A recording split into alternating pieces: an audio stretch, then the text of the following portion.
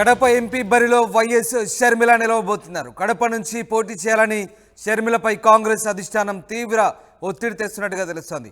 అధిష్టానం ఆదేశం మేరకు కడప ఎంపీగా పోటీ చేసే ఆలోచనలో షర్మిల ఉన్నారు. ఈ నెల 25న ఏపీ కాంగ్రెస్ మొదటి లిస్టు రిలీజ్ కాబోతోంది. వైసీపీ తరపున కడప నుంచి బరిలో అవినాష్ రెడ్డి ఉండబోతున్నారు.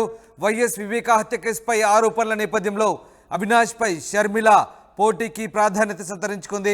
మొత్తం మీద వైఎస్ షర్మిలను కడప ఎంపీ బరిలో ఉండేలా కాంగ్రెస్ అధిష్టానం ప్లాన్ చేస్తోంది. అధిష్టానం ఆదేశం మేరకు కడప ఎంపీగా పోటీ చేసే ఆలోచనలు కూడా షర్మిల ఉన్నట్టుగా తెలుస్తోంది.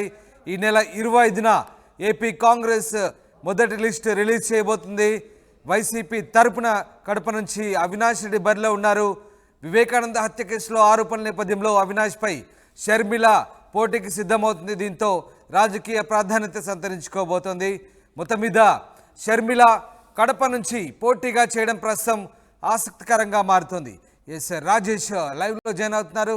రాజేష్, కడప ఎంపీ బరిలో వైఎస్ షర్మిల ఉండబోతున్నట్టుగా తెలుస్తోంది. పార్టీ అధిష్టానం నుంచి ఎలాంటి ఆదేశాలు వచ్చాయి? షర్మిల అభ్యర్థిత్వాన్ని పార్టీ అధిష్టానం ఖరారు చేసినట్లేనా?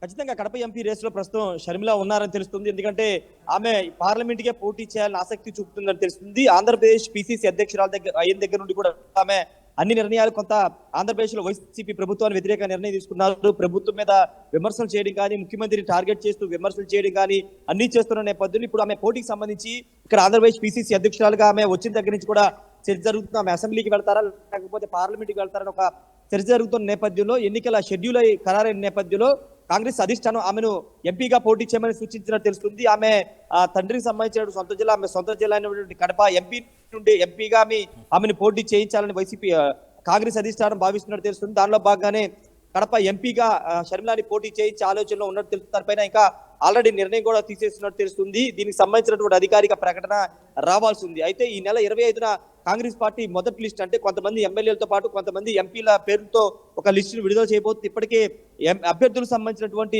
కసరత్తు దాదాపుగా పూర్తి చేస్తుంది. ఎందుకంటే షర్మిల కూడా అప్లికేషన్ పెట్టుకున్నటువంటి ప్రతి అభ్యర్థికి సంబంధించి ప్రతి ఆశావాళ్ళతో విడివిడిగా మాట్లాడడంతో పాటు వాళ్ళ యొక్క డేటాను కూడా సేకరించారు. వాళ్ళ యొక్క బయోడేటా తీసుకున్నారు. స్క్రూటినీ కమిటీ కూడా ఢిల్లీకి పంపించారు. ఈ నేపథ్యంలో 20వ తారీఖున మొదటి లిస్టు కాంగ్రెస్ పార్టీ ప్రకటించబోతున్న నేపథ్యంలో కడప ఎంపీగా షర్మిల పేరు దాదాపుగా ఖరారైనట్టు తెలుస్తుంది.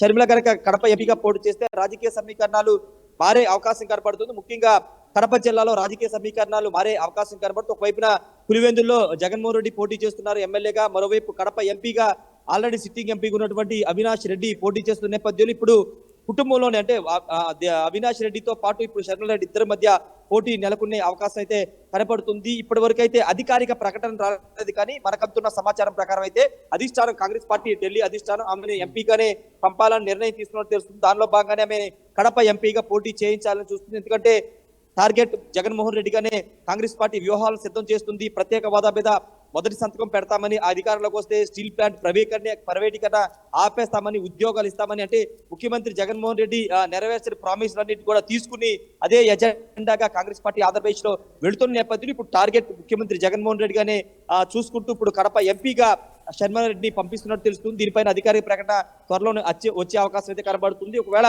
కడప ఎంపీగా పోటీ చేస్తే ఖచ్చితంగా ఇద్దరి మధ్య గట్టి పోటీ నెలకొనే అవకాశం ఉంది. ఎందుకంటే ఒకవైపు వివేకానంద రెడ్డి హత్యకు సంబంధించి సునీతారెడ్డితో పాటు షర్మిల రెడ్డి కూడా ఫైట్ చేస్తున్న నేపథ్యంలో మొన్న కడపలో జరిగినటువంటి వివేకానంద రెడ్డి మొదటి వర్ధంతి సభలో కూడా ఆమె కొన్ని భావోద్వేగమైన వ్యాఖ్యలు చేసిన నేపథ్యంలో ఇప్పుడు కడపలో పోటీ చేయడం ద్వారా అటు వివేకానంద రెడ్డి అనుచరులతో పాటు ఆయన వర్గాన్ని దగ్గర చేసుకోవడం. అంటే రాజేష్, వివేక హత్య కేసులో ఆరోపణల నేపథ్యంలో అవినాష్ పై షర్మిల పోటీకి దిగి ధీటుగా సమాధానం ఇచ్చేందుకే పోటీకి దిగాలని నిర్ణయించుకుందా? ఇక ఖచ్చితంగా ఆమె పోటీలో బరిలో ఉండేందుకే నిర్ణయించుకున్నట్లేనా?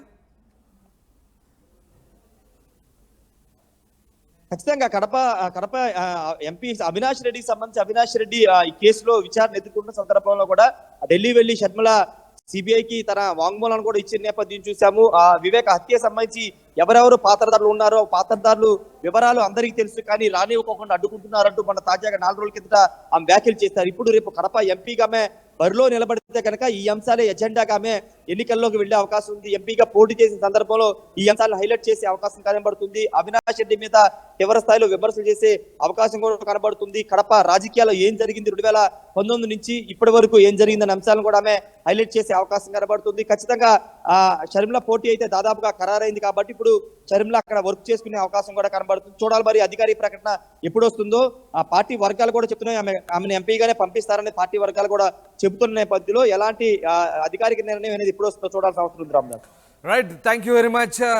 Yes, thanks for the update Rajesh. ఇది మొత్తం మీద కడప ఎంపీ బరిలో వైఎస్ షర్మిల ఉండబోతోంది. కడప రాజకీయాలు ఆసక్తికరంగా మారబోతున్నాయి. కడప నుంచి పోటీ చేయాలంటూ షర్మిలపై కాంగ్రెస్ హైకమాండ్ కూడా ఒత్తిడి తెస్తున్నట్టుగా తెలుస్తుంది. అధిష్టానం ఆదేశం మేరకు ఆమె ఎంపీగా పోటీ చేసే ఆలోచనలో ఉన్నారు.